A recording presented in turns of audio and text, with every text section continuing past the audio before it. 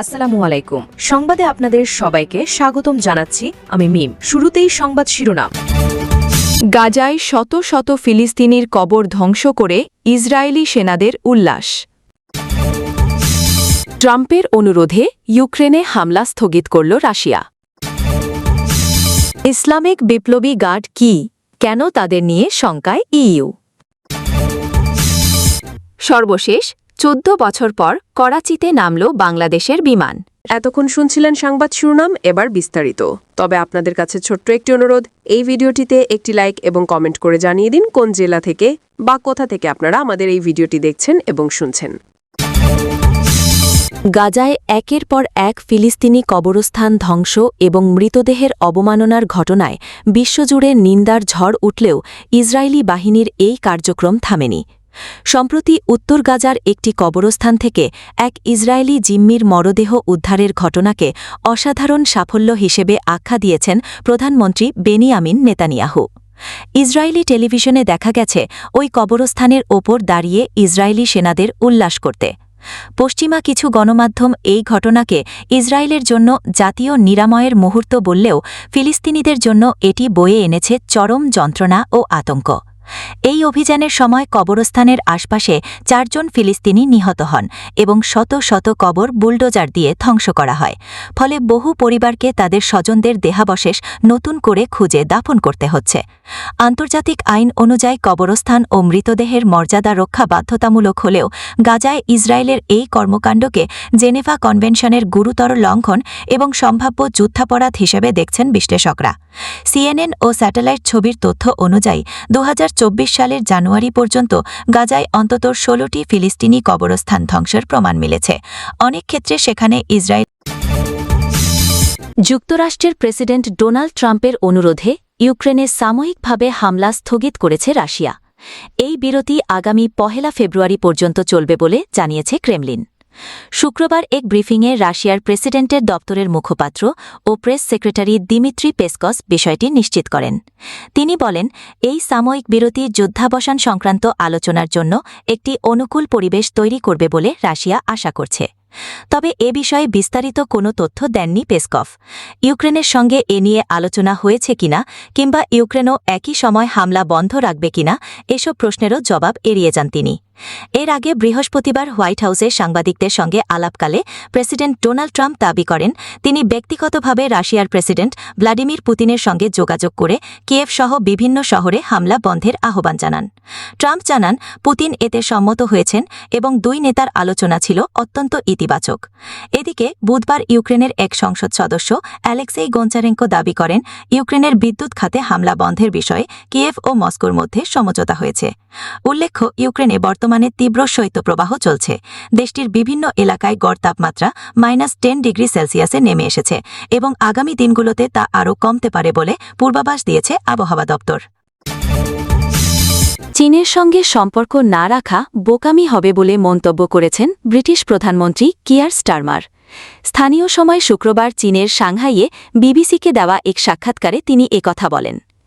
চীন প্রসঙ্গে মার্কিন প্রেসিডেন্ট ডোনাল্ড ট্রাম্পের মন্তব্যের প্রতিক্রিয়ায় কিয়ার স্টারমার বলেন, বর্তমান আন্তর্জাতিক ঘটনাপ্রবাহ সরাসরি দেশের অভ্যন্তরীণ পরিস্থিতিকে প্রভাবিত করছে। তাই অস্থির বিশ্বে যুক্ত না থেকে বিচ্ছিন্ন থাকা কোনো সমাধান নয়।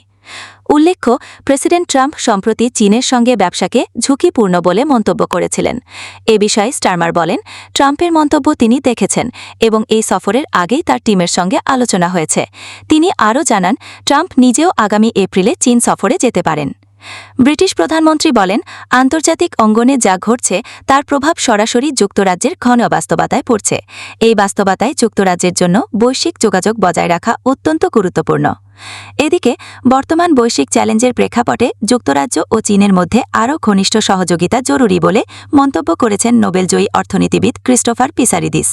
সুইজারল্যান্ডে দাভোসে বিশ্ব অর্থনৈতিক ফোরামের ফাঁকে সিজিটিএনকে দেওয়া এক সাক্ষাৎকারে তিনি একথা বলেন। পিসারিদিস বলেন, বিশ্ব যখন আরও বিভক্ত হবার ঝুঁকিতে তখন এই সহযোগিতা অত্যন্ত গুরুত্বপূর্ণ। তিনি যুক্তরাষ্ট্র থেকে আসা সাম্প্রতিক বার্তা ও নীতি নিয়ে উদ্বেগ প্রকাশ করেন এবং বলেন, বিশ্ব ধীরে ধীরে 3টি পরাশক্তির মধ্যে বিভক্ত হয়ে পড়ছে। করছে। এই প্রেক্ষাপটে ব্রিটিশ প্রধানমন্ত্রী কিয়ার স্টারমারের সাম্প্রতিক চীন সফরকে অত্যন্ত গুরুত্বপূর্ণ বলে মনে করছেন তিনি। উল্লেখ্য, ৮ বছরের মধ্যে এটি কোনো ব্রিটিশ প্রধানমন্ত্রীর প্রথম চীন সফর। এছাড়া লন্ডনে নতুন চীনা দূতাবাস নির্মাণের অনুমোদনকেও ইতিবাচক অগ্রগতি হিসেবে দেখছেন এই নোবেলজয়ী অর্থনীতিবিদ। ইরানের ইসলামিক রেভলিউশনারি গার্ড, সংক্ষেপে আইআরজিসি, মূলত একটি শক্তিশালী সামরিক, রাজনৈতিক ও অর্থনৈতিক বাহিনী। ইরানের ইসলামী শাসন ব্যবস্থার বিরুদ্ধে ভেতর ও বাইরে থেকে আসা যে কোনো হুমকি মোকাবিলায় এই বাহিনীর মূল দায়িত্ব। যুক্তরাজ্য ও ইউরোপীয় ইউনিয়ন আইআরজিসিকে সন্ত্রাসী সংগঠন হিসাবে ঘোষণা দিয়েছে।